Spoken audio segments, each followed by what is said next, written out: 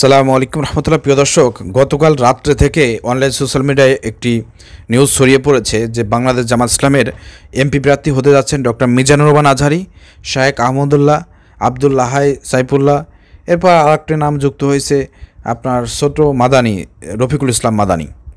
তো এই নামগুলো ছড়িয়ে পড়েছে যে জামাত ইসলাম হয়তো তাদেরকে প্রার্থী করতে পারেন, এবং অনেক সূত্র থেকে আমরা যেটা জানতে পেরেছি গোপন সূত্রে যে জামাত ইসলামের প্রার্থী নাও করতে পারেন, তাদেরকে স্বতন্ত্রভাবে হয়তো দাঁড়ানোর কথা বলা হতে পারে। তারা স্বতন্ত্রভাবে দাঁড়াতে পারেন, কিন্তু যেসব আসনে তারা দাঁড়াবে সেখানে জামাত ইসলাম প্রার্থী দেবে না।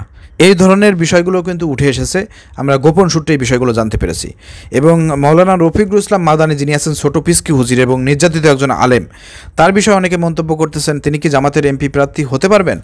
না, সরাসরিভাবে জামাতের এমপি প্রার্থী হতে পারবেন না মাওলানা রফিকুল ইসলাম মাদানি। তিনি একজন হেফাজতের লোক এবং কওমি অঙ্গনের একজন যেহেতু লোক তিনি, এবং পরিচিত লোক কওমি অঙ্গনের, সেই ক্ষেত্রে মাওলানা রফিকুল ইসলাম মাদানি তিনি একজন নির্যাতিত আলেম, এবং তিনি রিসেন্টলি বাংলাদেশে কওমি অঙ্গনের যেসব আলেম ওলামা আছে, বিশেষ করে খেলাফত মজলিস, মামুনুল হকের যে দল খেলাফত মজলিস, তারা রিসেন্টলি বিএমপি সুরে কথা বলেছে। বিএমপি সুরে তারা বলতেছে ডিসেম্বরের আগে নির্বাচন দিতে হবে। তার মানে মাওলানা রফিকুল ইসলাম এ বিষয়ে একটি মন্তব্য করেছেন। তিনি মন্তব্য করেছেন যে বাংলাদেশের কওমি অঙ্গনে যেসব আলেম ওলামা যারা আছেন, যেসব দল আছেন, তারা যে ভোটের সময় আসলে পারে, নির্বাচনের সময় আসলে পারে, সামান্য একটু স্বার্থ পাইলে পারে তারা সেদিকেই যে ঝুঁকে, সেই পক্ষেই যে চলে যায়, সেটার প্রমাণ কিন্তু রিসেন্টলি আমরা দেখতে পাচ্ছি। মাওলানা রফিকুল ইসলাম সেটাই বলেছেন যে ডিসেম্বরের ভিতরে নির্বাচন দিতে হবে। এই কথা যখন বিএমপি বলেছে, তখন তাদের সুরে সুর মিলিয়ে কিছু ইসলামী দল, বিশেষ করে খেলাফত মজলিস রিসেন্টলি বলেছে যে আমরা ডিসেম্বরের আগে নির্বাচন চাই। তার মানে বিএনপি সুরের সাথে সুর মিলে গেছে।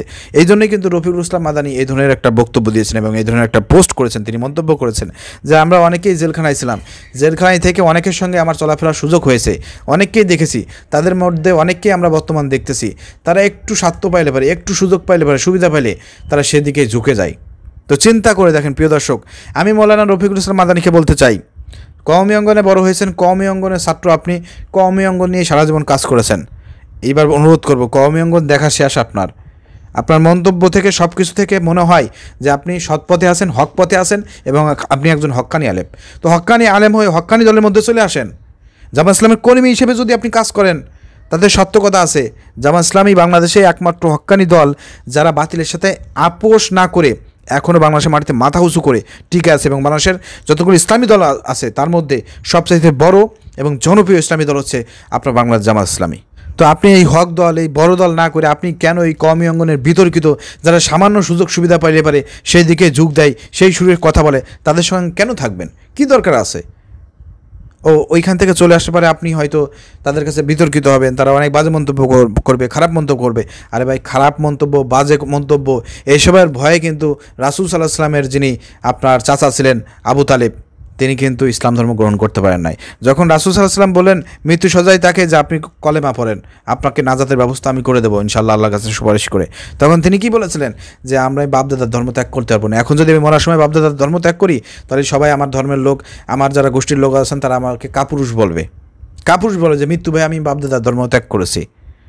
এই যে দেখেন, ওই জেদ থেকে সে আর ইসলাম ধর্ম কবুল করতে পারে নাই। ঠিক আপনি যদি মনে করেন যে আমি এই কওমি অঙ্গন থেকে যদি জামাত ইসলামীতে যোগদান করি, তাহলে হয়তো আমাকে অনেকে খারাপ ভাববে এই বিষয়, কিন্তু আপনি তো নিজে বুঝতেছেন, অ্যানালাইসিস করেছেন, জেল খেটেও বুঝেছেন, এবং আপনি কওমি অঙ্গনের সাথে এত বছর ধরে বেরিয়ে বুঝে শুনে সব কিছু দেখতে পাচ্ছেন যে কারা কেমন আর জামাত ইসলামী কেমন, আপনি বুঝতে পারছেন না, অ্যানালাইসিস করছেন, আপনার কথাবার্তায় কিন্তু বোঝা যাচ্ছে। আপনার যদি সুযোগ থাকতো আপনি জামাত ইসলামী করতেন।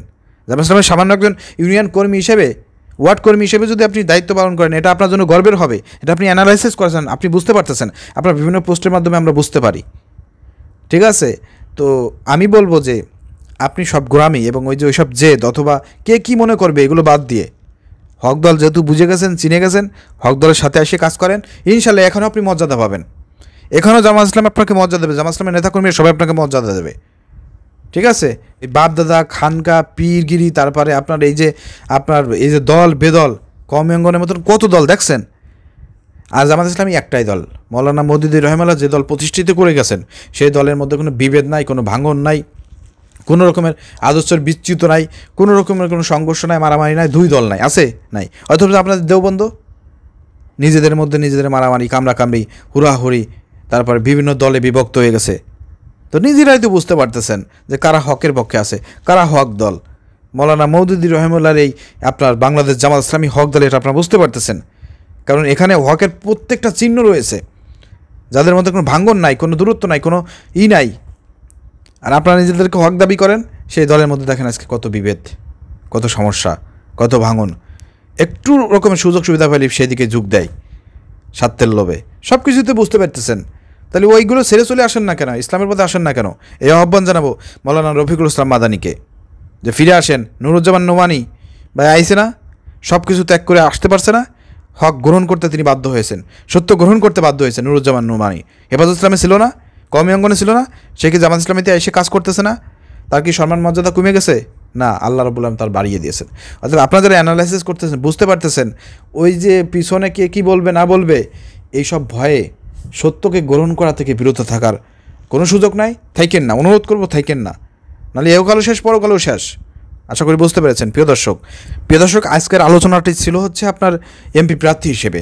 তো আমরা এটা একটা গুঞ্জন তৈরি হয়েছে সোশ্যাল মিডিয়ায়, এখনও কিন্তু অফিসিয়ালভাবে কোনো কিছু জানানো হয় নাই, কিন্তু আমরা যেটা বুঝতে পারতেছি যে এইসব আলেমোলামারা যদি তারা এমপি প্রার্থী হিসেবে দাঁড়ায়, জামাতের প্রার্থী হোক আর অন্য প্রার্থী হোক, স্বতন্ত্র হোক, এরা যদি দাঁড়ায়, অবশ্যই বাংলা জামাত ইসলামী এদেরকে সাপোর্ট করবে, এদেরকে সমর্থন করবে, এদেরকে জয়লাভ করার জন্য সর্বোচ্চ চেষ্টা করবে। কারণ এই ধরনের লোকগুলো যদি সংসদে আসে, তাহলে কিন্তু আল্লাহর জমিনে আল্লাহর দিন বাস্তবায়ন করা খুব সহজ হয়ে যাবে জামাত ইসলামের জন্য। এই জন্য জামাত ইসলাম যদি এদেরকে এমপি প্রার্থীও করে, আলহামদুলিল্লাহ, না করলেও যদি এরা স্বতন্ত্রভাবে দাঁড়ায়, জামাত ইসলামের সাপোর্ট থাকবে, সমর্থন থাকবে। কারণ এদেরকে খুব প্রয়োজন, উম্মার জন্য প্রয়োজন, মুসলমানদের প্রয়োজন, দিন প্রতিষ্ঠার জন্য কিন্তু প্রয়োজন। প্রিয় দর্শক, এ বিষয়ে যদি আপনাদের কোনো মতামত থাকে, কমেন্ট থাকে, আপনাদের কাছে যদি সূত্র থাকে, জানাবেন। ধন্যবাদ। আসসালামু আলাইকুম রহমতুল্লাহ।